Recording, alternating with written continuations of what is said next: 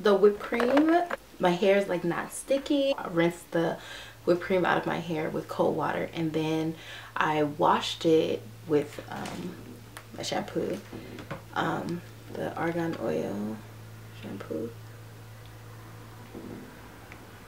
Like, look how shiny it is. Look how super healthy. Like, I can't even believe it. This whipped cream thing did like look at my hair is so, like, it's so shiny. Like, I don't even know if you could like tell how shiny it is, but like I was driving in the car to like let it dry so I could diffuse it, and like, come on, like, that is ridiculous. It's so ridiculous how much like that worked. I really would recommend this. It's amazing, and it's literally probably like $2. It's the cheapest thing you could find.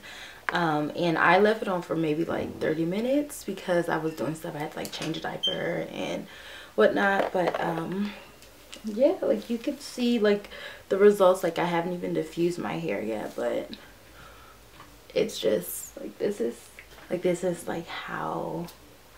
how it looks, and I hope you like it.